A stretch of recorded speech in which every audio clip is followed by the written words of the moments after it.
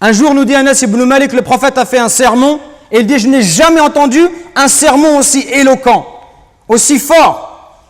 Et le prophète leur a dit, si vous saviez ce que je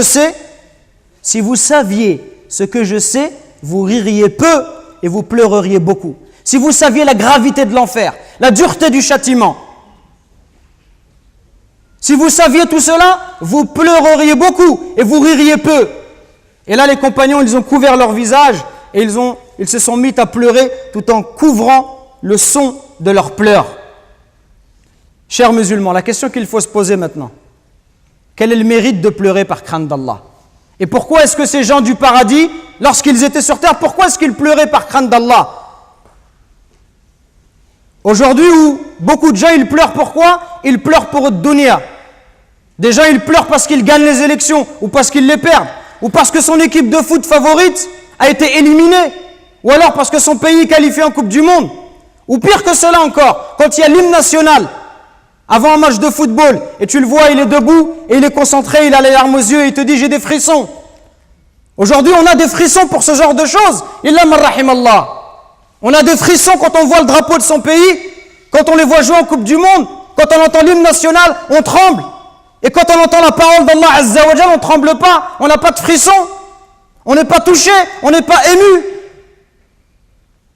Sachez que celui qui pleure par crainte d'Allah, sachez qu'Allah Azza wa Jal, il aime cette goutte, il aime cette larme qui coule sur ton visage.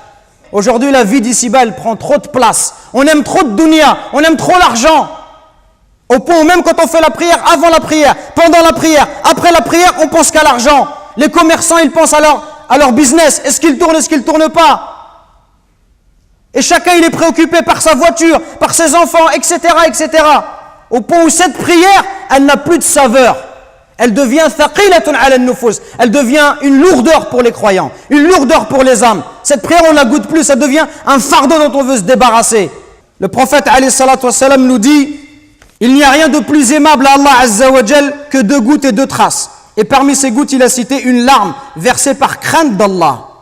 Pourquoi est-ce qu'on doit pleurer par crainte d'Allah? Premièrement, parce que Allah Azza wa Jal, il aime cette larme qui coule pour lui. Allah, il aime te voir pleurer pour lui. Même si tu as désobéi, si tu pleures, quand tu pleures, Allah Azza wa Jal, il va te pardonner. Allah, il va te faire miséricorde.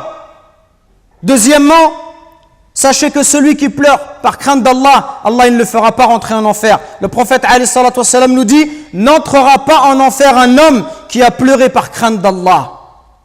Troisièmement, sachez que le jour de la résurrection, ce jour terrible, où tout le monde sera nu, incirconcis, exposé à la chaleur du soleil, ce jour-là, 7 catégories de personnes seront protégées sous l'ombre d'Allah. Le jour où il n'y aura pas d'autre ombre que la sienne.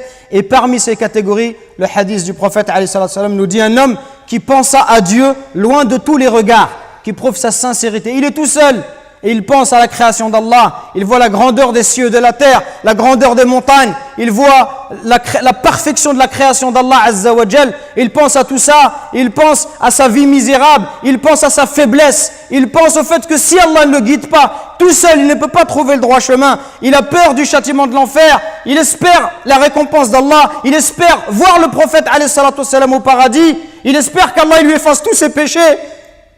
Il a peur d'être puni. Il a envie de voir Allah Azza wa Jal parce que c'est la plus belle récompense.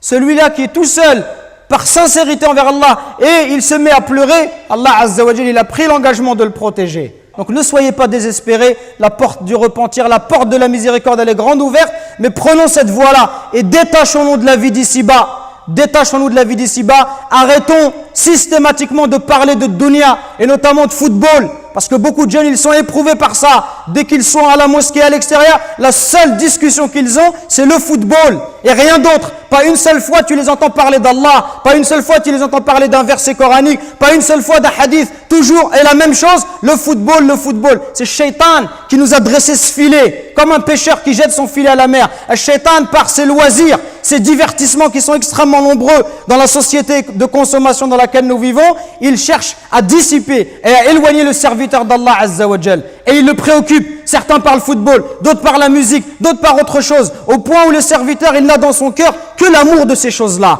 Et il verra que le Coran, il n'a pas la place qu'il mériterait d'avoir dans son cœur.